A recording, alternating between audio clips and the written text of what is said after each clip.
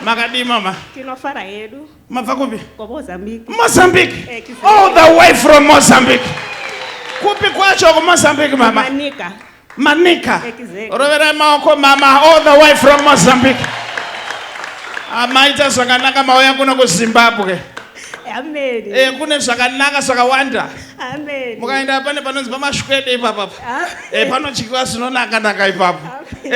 Zimbabwe oye.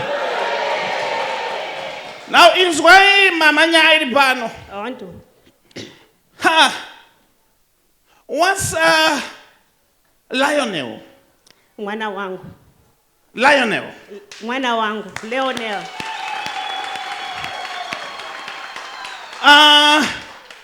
Yoankini or Yoankini? Mwana wangu yakini. Can I do some serious stuff here?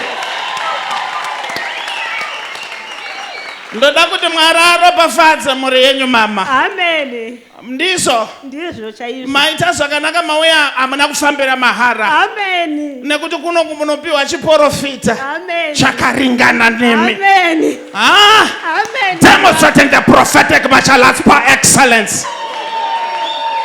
Now ndoda kuti mwari kuitire zvakanaka mama. Amen papa. Nokuti ndakakutarisai kudai ndiri kuoneswa. Muri kurwa zhanje here nai mama. Padoko. Exactly. But zhanje idzi dzamai dzinoita here. Mama wanyu ari kupi? Ari kuMozambique. Ari kuMozambique. Exactly. Ko baba? Ari kuMozambique. Vari kuMozambique zvakare. Exactly. Saka muri kuda kuti mama wanyu vaitirwe chii? Mama va? Aporeswe. Vaporeswe. Exactly.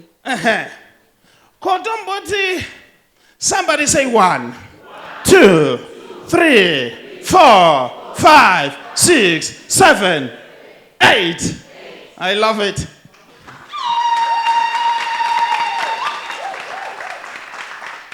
Muri vangani kumba kwenyu? 8.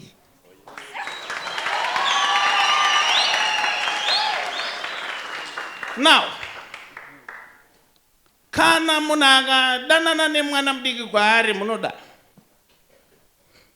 Zvinogoneka. Zvinogoneka? Tinoda. Are you sure? Sure. Ndiri kuoneswa ndiri pachipatara.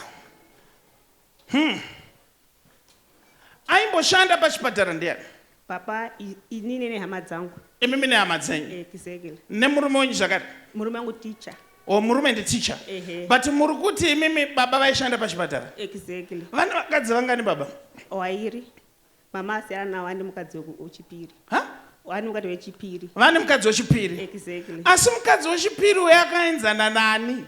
Nesisi wangu wekutanga.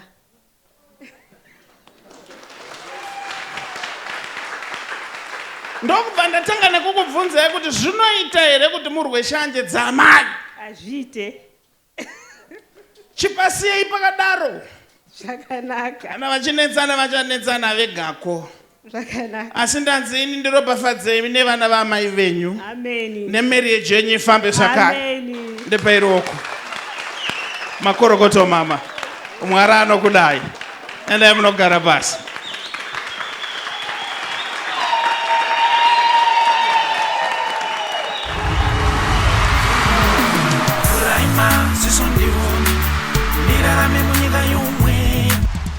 Goodness and Mercy Ministries inokunzirai No Eat Before It Happens Prophetic Conference. Ibakwazi kungakenzakali ziva zvisati zvaitika.